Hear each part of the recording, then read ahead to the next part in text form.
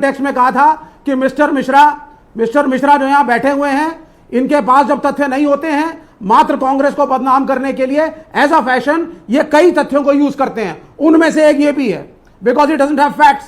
Doctor Manmohan Singh को उसके बाद प्रधानमंत्री बनाया गया, बूटा सिंह होम मिनिस्टर बने, इसके पहले ज्ञानी जायल सिंह टोकनिज्म करके 84 के दंगे को रफा-दफा करना चाहते डॉक्टर मनमोहन सिंह। एक सेकंड, लेट हिम विवेक को 30 सेकंड और देते हैं, then Manjinder Singh Sirsa come and then Sajid Rashidi. Sardar Manmohan Singh ji token prime let me speak. Gurdwara Prabandhak committee जो दिल्ली की है, उसके अंदर कांग्रेस के कैंडिडेट जीतते आए हैं। सिरसा साहब बताइए, जीतते आए हैं कि नहीं जीतते आए हैं? जब सिख आवाम ने कांग्रेस को माफ किया, कैप्टन अमरिंदर सिंह की सरकारें नहीं, उसी पंजाब के अंदर कांग्रेस की सरकारें नहीं, तो आज खड़े होकर के वापस खड़े मुर्दों को कुरेदना और सिर्फ एक डिविजिव पॉलिटिक्स करना धर्मों के बीच में, यह कहां तक की सही बात है? आप मुझे बताइए जरा। दूसरी बात आज जो उन्होंने कही, आप मुझे बताइए, जब यहां हिंदू राष्ट्र की मांग बीजेपी करती है, तो वहां खड़ा होकर के एक अलगाववादी कहता है why can't I technically demand Khalistan. क्या उत्तर है इसका? कौन शुरू कर रहा है इस कल्चर को? बीजेपी शुरू कर रही है। ओके, सिरसा जी।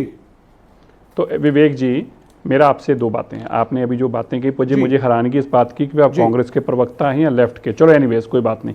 लेकिन मेरे को एक बात बताइए, अब आपने कहा कि डॉक्टर मनमोहन सिंह जी को प्रधानमंत्री बना दिया, तो आपको लगता है कि अभी 5-6 हज़ार सिखों को मरवा के या किसी और कम्युनिटी के लोगों को मरवा के और फिर तुम उस कम्युनिटी के आदमी को मैं तो ये प्रधानमंत्री बना दूंगा, तुम्हें लगता है ये जस्टिफिकेशन है? एक बात।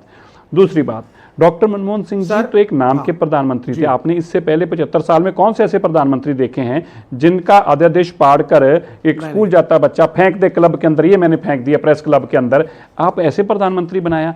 तीसरी बात, कत्लेआम तो कांग्रेस ने कराया, कत्लेआम गांधी परिवार ने कराया, उससे डॉक्टर मनमोहन सिंह जी को जोड़ने का क्या मतलब है?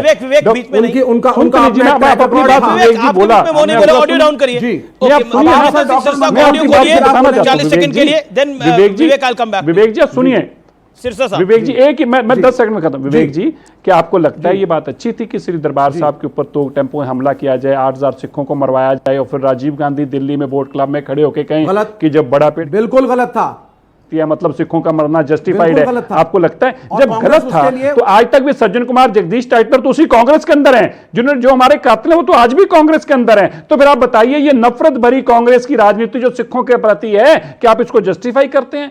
क्या आप कहते हैं कि सज्जन कुमार जगदीश टाइटलर कांग्रेस में होने चाहिए? और अगर है तो क्यों है? फिर आप इसके लिए लड़ाई लड़िए ना, आप मेरे साथ आके बैठिए और लड़ाई लड़िए इस चीज की। विवेक और तहसीन, आप सुनिए, ठीक है विवेक, आप अकाली दल में थे सिरसा साहब, आप अकाली दल में थे।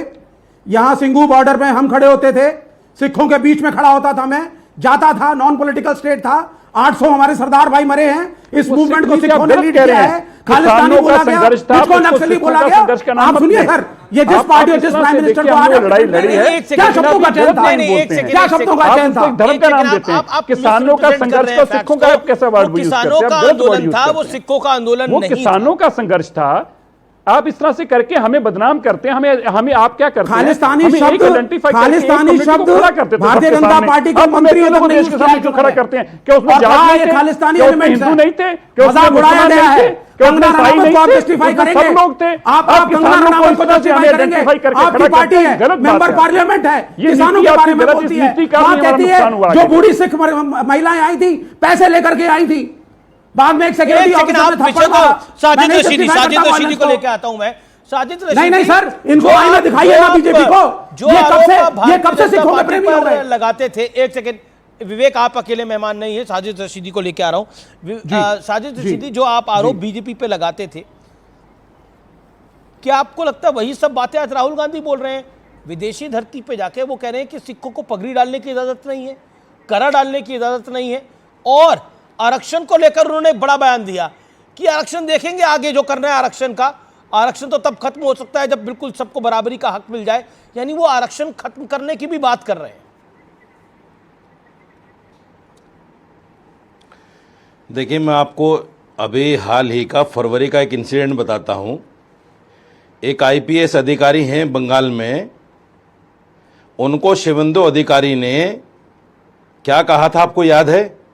उनको खालिस्तानी कहा था, और उस अधिकारी ने, जसप्रीत सिंह नाम है उनका, उन्होंने बाकायदा विरोध प्रदर्शन किया कि मैं पगड़ी पहना हुआ हूं इसलिए आप मुझे खालिस्तानी कहेंगे? ये इनकी सोच को दर्शाता है।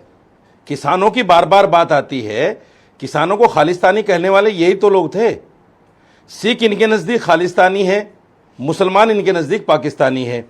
जो देश की माइनॉरिटी हैं उन पर इस तरह से हमले करना इनका फैशन बन गया है।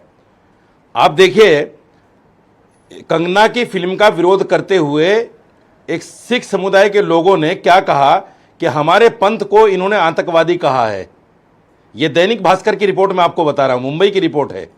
कंगना ने पंथ को, इनके पंथ को आतंकवादी कहा है, तो उनको माफी मांगनी चाहिए। तो इस तरह के बयानात जब ये लोग देते हैं सिखों के लिए, तो आप क्या कहेंगे? क्या राहुल गांधी को सिर्फ यही बोलना चाहिए? नहीं, मुझे एक खालिस्तानी कहना क्या पगड़ी उछालना नहीं है? मौलाना साहब एक बात, खालिस्तानी कहना क्या पगड़ी उछालना नहीं है? आपको देश के किस हिस्से में बताइए। सिखों को गुरुद्वारे जाना अलाउड नहीं हो रहा, बताइए। देश के किस हिस्से में वो अपनी पग धारण नहीं कर सकते? देश के किस हिस्से में वो कड़ा नहीं डाल पा रहे हैं, बताइए। आप मुझे एक बात का जवाब दे दीजिए। 1984 के दंगे में सोनिया जी ने और कांग्रेस के बड़े सब नेताओं ने माफी मांगी है, मीडिया में आकर माफी मांगी है, और फिर बार बार 1984, फिर बार बार 1984। आप प्रधानमंत्री जी से कहिए कि 2002 के दंगे के लिए माफी मांग लें, मांगेंगे माफी 2002 के दंगों के लिए? जब सीएम थे गुजरात में, कभी नहीं राशिद जी, कभी नहीं। है हिम्मत इनमें? मजेंद्र सिंह सिरसा, इनमें है हिम्मत? ठीक है, साजिद रशीदी, इनमें नहीं हिम्मत है। ये कांग्रेस ही है, मिस्टर, ये कांग्रेस ही है। सुनिए, अरे सुनिए भाई, कभी सुनिए भाई, सुनिए बोला आपने बोला आधे घंटे के बाद बोला सुनिए ना, मैं आपसे सवाल किया तो जवाब देना जरूरी है। हाँ, मैं आधे घंटे के बाद बोला हूं, सुनिए। एक सेकंड राशि जी सुनिए। न्यूज़ 18 इंडिया चौपाल, एक ऐसा मंच जहां जब जब बात निकलेगी तो सिर्फ दूर तक नहीं बल्कि दुनिया के कोने कोने में जाएगी, क्योंकि इस बार बात होगी भारत के वैश्विक महाशक्ति बनने के लक्ष्य पर। सरकार, समाज, सेलिब्रिटी और स्पोर्ट्स स्टार्स के साथ न्यूज़ 18 इंडिया चौपाल देखिए सिर्फ न्यूज़ 18 इंडिया पर।